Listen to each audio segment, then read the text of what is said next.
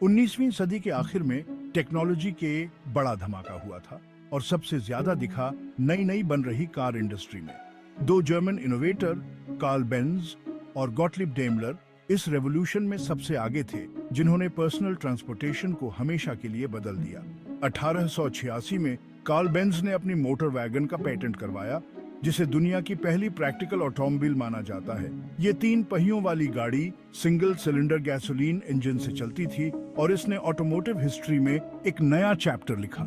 Gottlieb Daimler ने भी उसी साल अलग से काम करते हुए अपना हाई स्पीड इंजन बनाया, जिससे आगे चलकर पहली 4 व्हील्ड ऑटोमोबाइल बनी। डेमलर का सपना सिर्फ पर्सनल ट्रांसपोर्टेशन तक सीमित नहीं था। उन्होंने अपने इंजन्स का यूज बोट्स, ट्रेन्स और यहाँ तक कि एयरशिप्स में भी देखा। हालांकि बेंज और डेमलर ने कभी ऑफिशियली साथ काम नहीं किया, लेकिन उनके एफर्ट्स ने आज की ऑटोमोटिव इंडस्ट्री की नींव रखी। इनोवेशन और इंजीनियरिंग एक्सीलेंस के लिए उनके जुनून से उपजी उनकी इन्वेंशंस ने दुनिया के सबसे आइकॉनिक ऑटोमोटिव ब्रांड्स में से एक के उदय का रास्ता साफ किया। मर्सिडीज बेंज की कहानी एमिल जेलिनेक से जुड़ी है, जो एक ऑस्ट्रियन बिजनेसमैन और Daimler motor and Gesellschaft (DMG) dealer थे और उन्हें ऑटोमोबाइल्स का बहुत शौक था और मार्केटिंग की गहरी समझ थी। जेलिनेक अपनी बेटी के नाम मर्सिडीज पर मिसियो मर्सिडीज बनकर DMG व्हीकल्स को मोटरस्पोर्ट इवेंट्स में उतारा करते थे और काफी सक्सेस हासिल की। DMG ऑटोमोबाइल्स को स्पीड, लग्जरी और टेक्निकल एक्सेलेंस से जोड़ने की मार्केटिंग पोटेंशियल को पहचानते हुए जेलिनेक ने कंपनी के प्रोडक्ट्स के लिए एक नया नाम सजेस्ट किया, मर्सिडीज। ये नाम एलिगेंस और ग्रेस की याद दिलाता है और कस्टमर्स को पसंद आया और 1902 में मर्सिडीज को ट्रेडमार्क रजिस्टर कर लिया गया। पहली Mercedes car 35 horse power Mercedes उसी साल लॉन्च हुई और परफॉर्मेंस और लग्जरी के नए स्टैंडर्ड्स सेट किए। DMG के एक ब्रिलियंट इंजीनियर विल्हेल्म मेबाख द्वारा डिजाइंड 35 हॉर्स पावर मर्सिडीज में light weight design, powerful engine और हनीकोम रेडिएटर जैसी नई चीजें थी। इनोवेशंस जिनका इन्फ्लुएंस आने वाले कई दशकों तक ऑटोमोटिव डिजाइन पर रहा। पहले विश्व युद्ध के बाद आई आर्थिक मंदी का जर्मन ऑटोमोटिव इंडस्ट्री पर गहरा प्रभाव पड़ा। घटती सेल्स और ज्यादा कंपटीशन के चलते बेंज NCE और डेमलर मोटर एंड गिजेलशाफ्ट को लगा कि अब कोलैबोरेशन जरूरी है।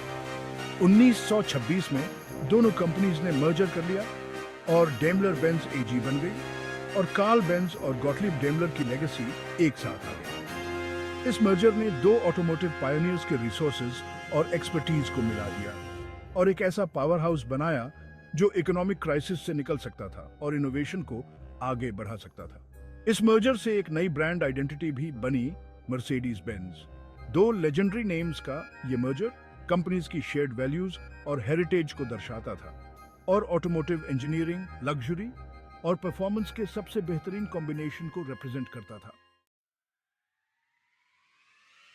Section 4, Triumph on the track. Motorsports में मर्सिडीज बेंज का दबदबा। जब से ऑटोमोबाइल बनी है, मोटरस्पोर्ट ऑटोमोटिव इनोवेशन के लिए टेस्टिंग ग्राउंड रहा है और इंजीनियरिंग एक्सेलेंस दिखाने का एक प्लेटफॉर्म रहा है। मर्सिडीज बेंज परफॉर्मेंस और टेक्निकल एक्सेलेंस के प्रति अपनी अनवेवरिंग कमिटमेंट के साथ हमेशा से ही इस कम्पिटिटिव एरिना में सबसे आगे रहा है।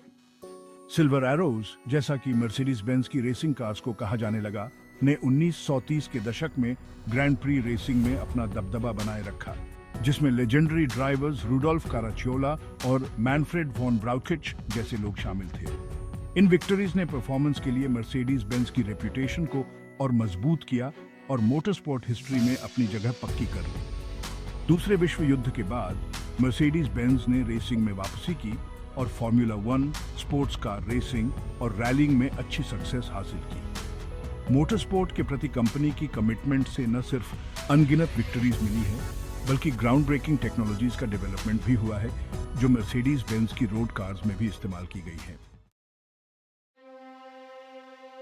Section 5, engineering excellence from the silver arrows to the S class. Mercedes Benz के मोटरस्पोर्ट एक्सप्लॉइट्स ने दुनिया भर के एंथुसियास्ट को अपनी तरफ आकर्षित किया, लेकिन इंजीनियरिंग एक्सेलेंस के प्रति कंपनी की कमिटमेंट रेस ट्रैक से कहीं आगे तक फैली हुई थी। प्री वॉर ईरा के एलिगेंट सलून से लेकर आज के टेक्नोलॉजिकली एडवांस्ड व्हीकल्स तक मर्सिडीज बेंज ने ऑटोमोटिव डिजाइन, कंफर्ट और सेफ्टी में हमेशा नए स्टैंडर्ड सेट किए हैं।